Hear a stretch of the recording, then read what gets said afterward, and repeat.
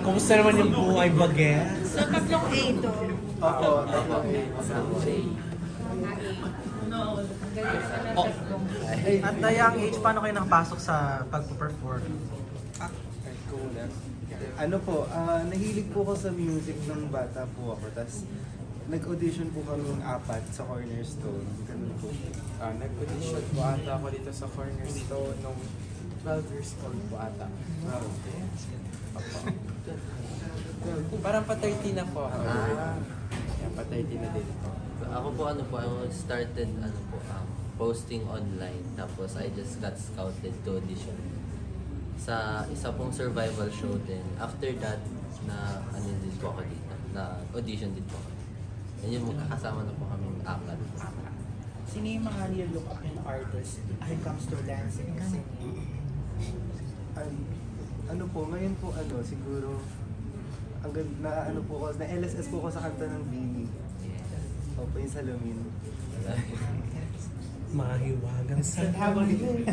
The others? Ako naman po sa akin, sa ibang bansa naman po, K-pop group and Hype and TXT po. Yeah. Before ko po ma-discover yung K-pop industry po, syempre nag-start din po ako sa K-pop and yung Enhypen din po talaga yung instant ko and inspiration. Pero speaking locally naman po si Miss Sarah Geronimo and SB19. So, anong difference nung K-pop group niyo with the other K-pop groups na natin? Sa tingin ko po yung music po namin. Kasi po yung music po namin, gusto lang po namin magbigay ng young, live, fresh. Parang bumabalik ka po nung grade 6, mga bata ka pa po. Parang Crush kanya. Ilan taon na? Natotorpe ka po. Natotorpe ka po. Tapos nahiya ka pong sabihin yung feelings niya sa crush. Parang ganun pong vibe yung gusto namin iparamdam po sa mga nakikinig po sa amin. Tama din naman, ang babata niyo pa. Ilang taon? I'm 15 years old. 15. Ako po 18. Kaka-turn 18 lang po. Kaka-turn 20 din po. Ay, taray. Tapos yung, Pero in fairness, yung age gap nyo, parang hindi pa rin sobrang lapit na lapit, di ba? Kasi 15, 20. wala po actually, siya po yung oldest namin. Ano? Yung wala po. Yung Jay. Which, like how old is he? 21 po.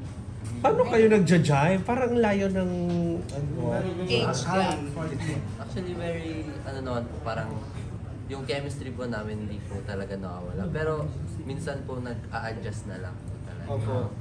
kanino kayo mas nag-a-adjust? Sa kanya, he's really young talaga po and marami pa siyang natututunan pa every day. So, we're trying our best naman to guide him po. Ano yung the reason behind the name of your group? Parang di pa sila buhay noon nung nauso yung adja. Ano po, kasi si Boss Erickson po, si Sir Erickson, yung Cornerstone po, may-ari ng Cornerstone, parang naisip niya, ay parang maganda Aja, kasi double meaning po. Yun po namin, tas Aja din sa Korea, fighting. Tapos yung initials po namin. Mukha ko naman, tungtong na. Mukha ko naman, kala mo naman. Alex po.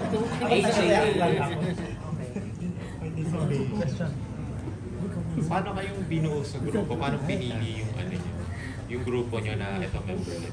Paano kayo Nagkaroon po kami ng monthly evaluation po. And ayun po, parang since 1 year po kami nag-training, every month po kami nagma-monthly evaluation. Tapos nagtatanggal po, may nadadagdag, tapos may natatanggal din po. Tapos ayun po, napili po kaming apat para maging part na po ng HAA. So initially, ilan kayo noon? Nung training? Ilan yung final Di na? din po.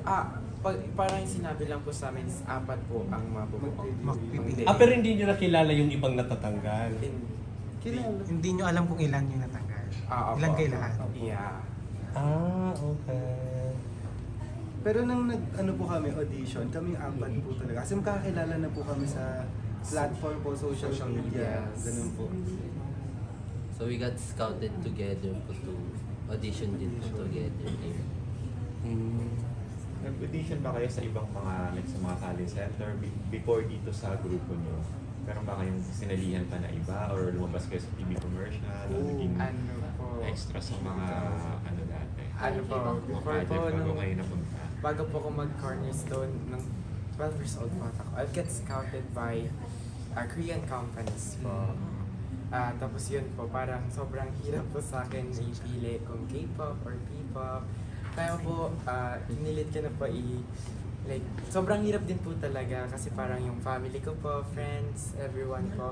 Ayun po, yun po yung inisip ko din, parang feeling ko po, it's time po to raise the Philippines. Guys. Tara naman. May ganun lang ano. Raise the Philippines. Very good yan. Ako naman po siguro ng mga 15 to 16, wala po akong balak. Tapos nung 17 po, parang nahili po ako sa K-pop. Tapos nag-audition po ako sa isa. Natanggap naman po, kaso di po pinayagan ng magulang. Tapos pa naman po ngayon, sa Cornerstone, since sa Philippines po, tapos QC lang, pinayagan naman po kasi maganda po yun, mabait po yung mga tao sa Cornerstone. Sobrang accommodating po nila. Tapos, yun maganda din po doon, i-explain nila ng mabuti sa magulang namin, ganun po. Kaya pumayag po sila, parents po namin. Yun po. For me naman po, both of us po yung wala po. Si JC po, magkasama po kami nag-audition sa survival show po. Tapos, parehas din po kami nakapasok, pero unfortunately po, natanggal po ako mas early. Tapos si JC po nakaabot po siya ng finals. Pero di rin po siya nakaabot sa final lineup. Pero nung naman po, parang yun nga po, na-scout kami together and two of us were part of it. And yun po, nag-audition din po sa Carmen. So, paano pala studies mo yan? Po, Ano yung schedule mo? ako po, homeschool po ako. So, every morning po ako or depends po sa training time po namin. Tapos, hindi po talaga dapat inaaway po yung studies. Inaaway Inaaway! Hindi ko po mababalance. Always balance po. Time management lang po talaga.